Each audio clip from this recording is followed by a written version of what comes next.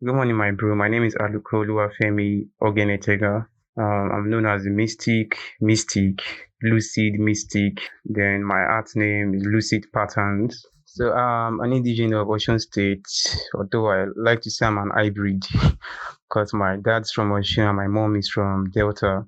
Um, Personally, I'm a Lagosian because I spent most of my life in Lagos. So I'll say I'm a Lagosian, a city boy, that kind of vibe.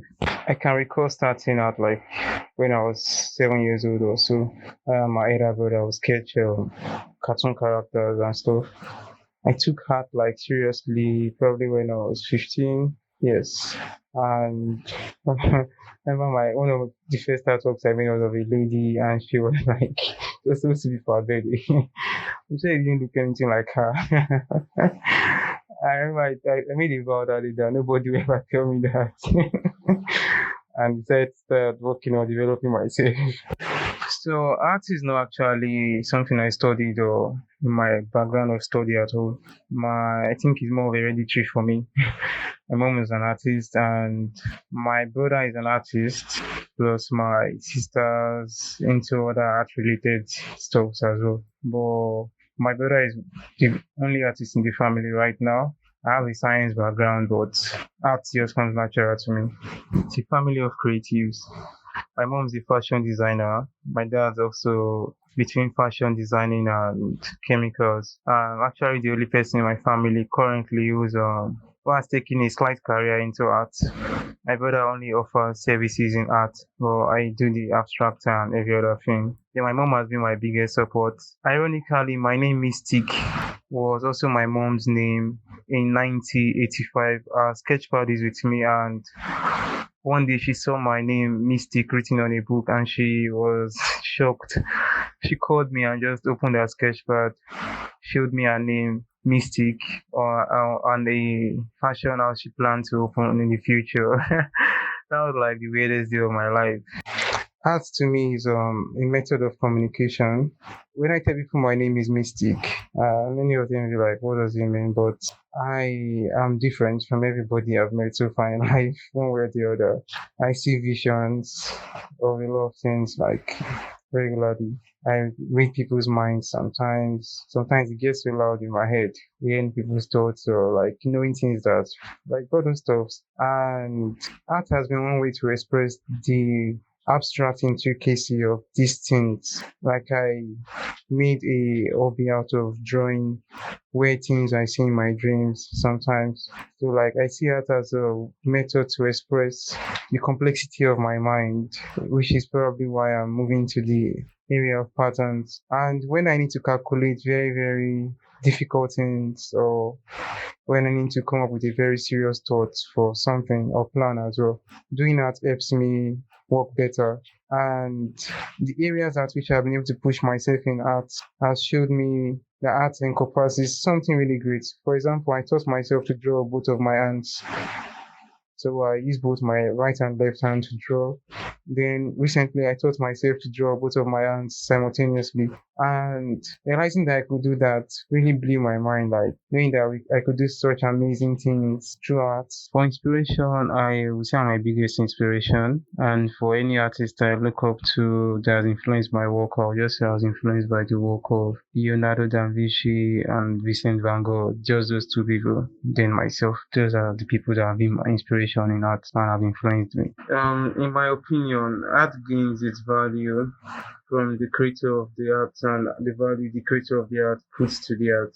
You have a lot of people like that would undervalue their art or the importance of the art. One of such people is Vincent van Gogh, who probably out of what he was going through in life and the discouragement he got at that time thought his art was worth not that much. He didn't really see his art as much. Currently even staring at his book and looking at his face and to me he invented this color, this blend of overexposed colors that are introduced into cartoon and some kind of texture, but he didn't put words to his art and almost died miserable because like he wasn't one of the most acknowledged artists of that time. And everything in life is energy, and nothing can give more words to something than the creator of a thing. Even if a person will appreciate it in terms of monetary value, the value you give to it as a creator matters a lot, because art in its own is priceless.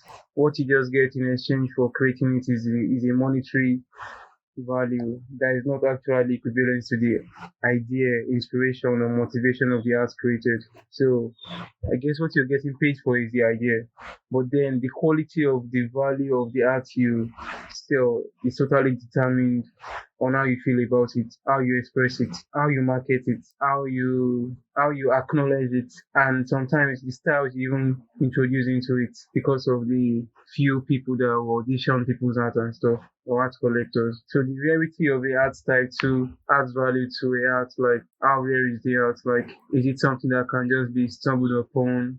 The rarity of the art adds value to it. So then we also have time, the time frame, especially for, I don't think that applies to digital art, but it probably would very soon in terms of NFTs and the older NFTs.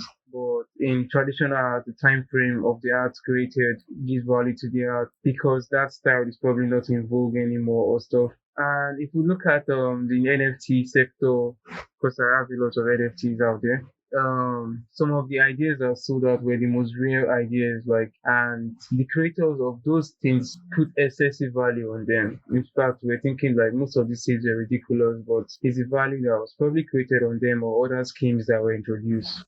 Prior to now, there was no, or I would say I've not seen any Nigerian creative ecosystem, especially seeing the digital arts in Nigeria and even putting it into promotion. But I would say the 1717 Utopia community is doing just that. It's one of the first spaces that I've seen that allows digital artists to freely communicate their art. And in due time, I hope the financial part is going to be much more solid and become the ideal ecosystem to help digital artists, traditional artists, and all forms of art grow into bigger light. And in regards to digital art, and if we're doing enough, well, the artists are doing enough already because creating is actually a very, very, very unique thing to do. Not everybody can do that.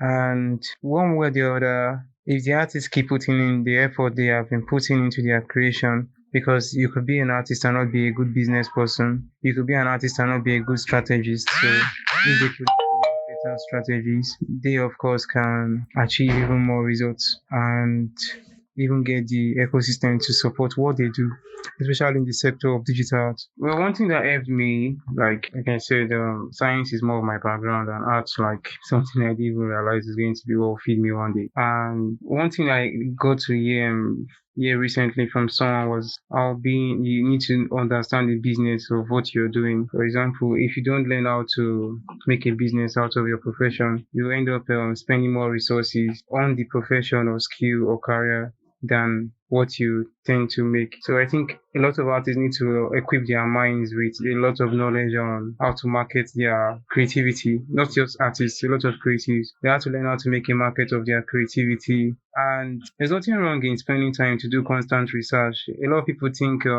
they have to be in the trend all the time. It's better you make enough research to know exactly how to come into the market, where you stand in the market, and potentially what the market lacks and what you can do to solve that. That's one beneficial way for all creatives. When you're a solution, you tend to make much more benefits than when you are a part of the system itself. Then you say what can be done to change that. So what I would say, like, creatives should learn how to like extensively package themselves for great opportunities, see themselves as greater people, see themselves as a ready-made material, and always project that on themselves. And another thing I also point out is a lot of creatives, especially the digital artists, actually don't share communication with each other. There's almost this kind of competition in digital art scene in comparison to the traditional art scene. The digital artists are much more locked up in their space or in their style or whatsoever, and there's therefore no communication between them currently. But if there can be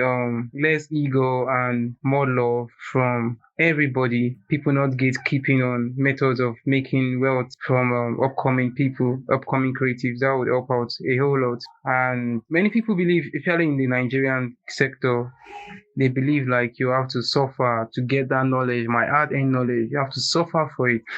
And that's one thing that is holding a lot of people back because they know they won't get it for nothing. But if we can learn that, even just lending a hand to someone to know how they can